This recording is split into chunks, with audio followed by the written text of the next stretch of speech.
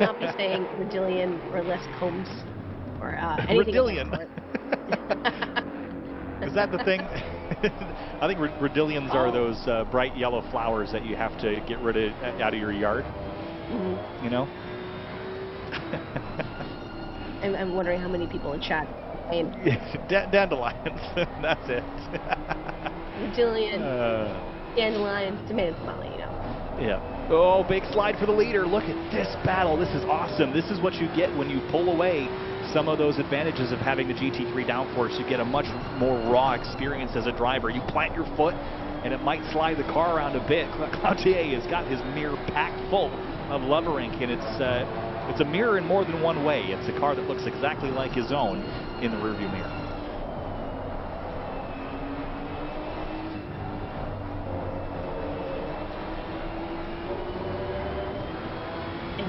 Trying to gain an advantage in time here, but also defending from the driver behind you. It's a difficult task to do both at once. I just want to make sure that Lovering doesn't get any slight advantage here. We have 6 minutes and 35 seconds left. So wants to make sure he takes everything perfectly, because any slight mistakes here, yeah, Lovering is just waiting for it, putting that pressure on from behind, as you mentioned, filling up that rear view mirror, and just hoping that Cloutier, you know, maybe breaks a little early or goes a little bit too wide by heading too fast and not modulating well. Yeah, we're going to have only a couple of laps to go, perhaps 3 or 4 this time through. We're running just over 2 minutes and 21 seconds a lap. So, you know, Lovering's running out of opportunities, but it all comes down to the planning, because really, effectively, your best passing opportunity is Kemmel Straight into Les Combes. Mm-hmm. So you have a long time to set up that pass. You have a long time to think about it, but so does Cloutier leading. Are they going to run side-by-side through Radillon? You better not. They tuck back in line single file. You cannot go through there side-by-side and come out the same direction without a lot of cooperation between the two drivers. But now it's again, you re-engage that 4D chess match down the backstretch. Do you get a little bit aggressive? Do you kind of do that door-to-door racing? That little bit of, oh no, not again. Side-by-side here going to Les Combes. It's so dicey through there. I don't know. I would. One of the things I would probably try to be doing if I was Lovering right now is set up Cloutier in such a way that he will make a mistake and allow Lovering Skylar to go by without any hindrance. And what I mean by that is you don't necessarily need to go into Les Combes side by side. If you can get Cloutier to defend and move to the right on the non-preferred line, and then you as the trailing driver get back on the racing line, it can compromise the next couple of corners and allow Skylar to get on by. So you don't necessarily need to be aggressive in the way of going through corners side by side if you can force a mistake by the car ahead of you. But that requires a little bit of planning and some luck that the driver ahead is going to fall for that, and they often don't. Yeah, could try setting up for a cutback, could force a mistake and take advantage of it. Many familiar ways to pass here, but this is one of the things that you gain advantage with driving with others, is learning how to do that racecraft and learning that etiquette and how to do it safely without, you know, knocking anyone out or hopefully not spinning anyone out, and yeah, get that by joining the community race, by joining our Discord. Yeah, can't race unless you enter via the Discord that has been posted in the Twitch chat a couple of times. Now, little brake lights there on Lovering through Blanchimont, just trying to stabilize the car. So 3 minutes and 55 seconds. This should be our 2 lap to go mark here, Ash. So 14 kilometers or something of the sort left on tap for us today. And that is, you know, we're down to just 40 opportunities, 40 corners for Lovering to figure out how to get around Cloutier up front. Well, for the lead, I think the McLaren engineer is now in the pits and probably will come one of our last few to require it. And I think we'll come around somewhere out around maybe P7, P8. Yeah, it's good to note because McClendon Jr. still was leading up until this point, but of course need to serve that pit stop and need to spend the same time that everyone else spent on pit lane. So that should turn the lead back over. Here comes Skylar with a big run. Look at the defense from Cloutier on the right. They're going to go into Les Combes side by side, Ash. Here we go. 2 to go. Contact, and the 2 cars off to the inside of Les Combes. They're going to come back on course.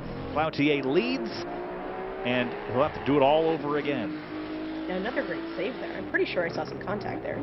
Oh, more contact. This time, Cloutier gets a punt from the front bumper of the two, and they're still nose to tail. This is fantastic. And this is for the lead. After 40 minutes, it comes down to these last final laps. It sure does. And now through Pouhon here, fast left-handers. Skylar Loverink has thrown the kitchen sink at this this battle here. Everything and the kitchen sink. A little wide there. Don't get yourself a penalty in these last 2 laps. You've worked so hard to get yourself in this position. Don't throw it away. You've still got time. You just need to plot and plan. Make sure you don't make the mistake at a very opportune moment here. I mean, you see some folks climbing back up the grid from either their penalties or their pit strategies. Here we have some battles for maybe potentially P8, P3 here between Harder and Tromo. Gallo McClendon Jr. Incredible to see that it's still happening, not just for P1 and P2, but up and down the grid as well. Yeah, Coadromo's pace has been excellent. Look at Hayden Harder, though, trying to fend off. Whoa, wow, way wide is the 59 KTM, bounding over the off-track area there. That was very exciting, but this is for a podium spot, as you pointed out. So 2 battles in 1 here at Spa.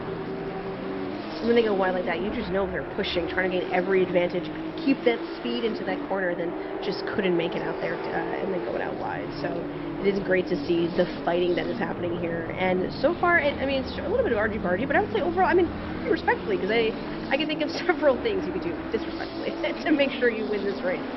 Yeah, and we're going to get to see that on display, though, here. This is going to be our final lap here, under 1 minute to go, and a battle for first and a battle for third. So podium spots here under fire for both the leader and for Hayden Harder in third place. Down the Kemmel Straight for the final time, Pierre-Olivier Cloutier trying to keep Skylar Loverink behind him, and he's got a bit more distance this time, so it might have to happen in the second half of the lap. Side by side again. Oh, whoa!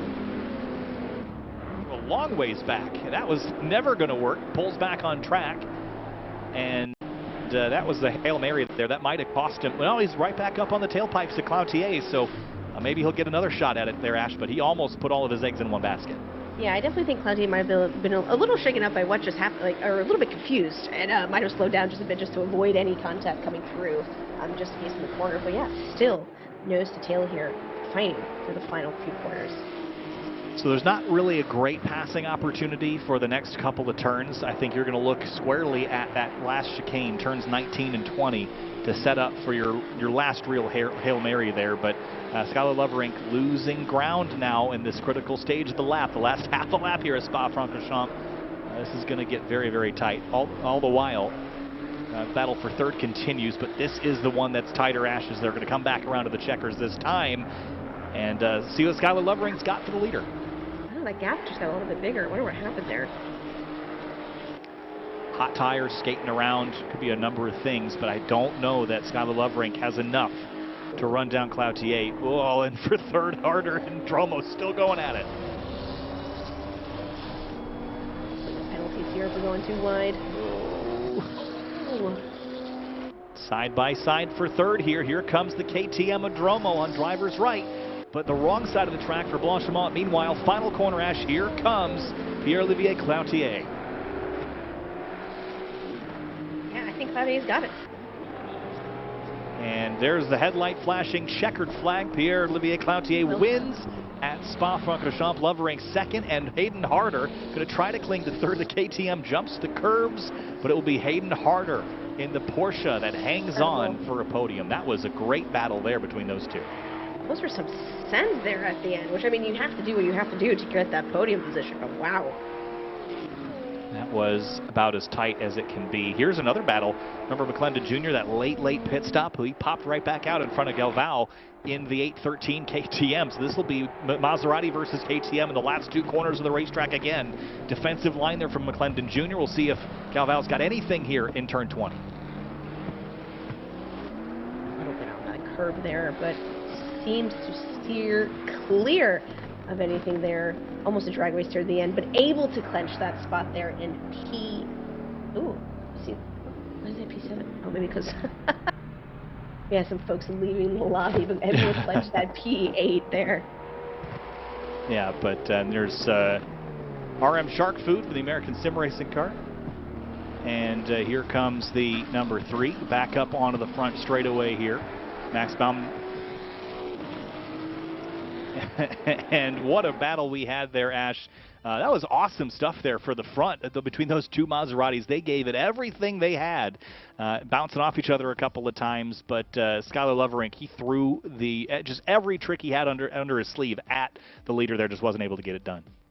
It was interesting to see. I did see someone in chat. We see all your messages say this is why sometimes GT2 racing doesn't work. There's not enough battling, and I think you were wrong, and I think it's okay to be wrong. As it was just shown here in the last final battles here, really working out for Claudia there, and keeping his cool. Excuse me. I was just laughing at my little joke here from chat. So. It's been an incredible community race, and thank you to everyone who came out, regardless of your skill level. Sometimes it's intimidating, right? It's going to be streamed. Maybe you haven't raced this GT2 car yet because it just came out yesterday. So thank you so much, everyone, for joining us and all of the drivers. Chat, thank you for hanging out with us and watching. We'll do more of these community races. Let me actually grab a chat link that's working, because for some reason or not, it's not. So let me grab that very quickly before we sign off. Kyle, what did you think of the race as I grab this link very, very quickly? Great racing, and the GT2s are awesome DLC. You should definitely give it a go if you haven't yet. Of course, keep an eye on, in the Discord that Ash is sending you to be a part of the next community race at Bathurst. And remember that tickets for Fanatec GT World Challenge America, powered by AWS, are on sale for Sonoma and Circuit of the Americas. And at COTA, not only some GT2s, but also the GT1 Sports Club, brand new for this year at COTA. So exciting things on the horizon.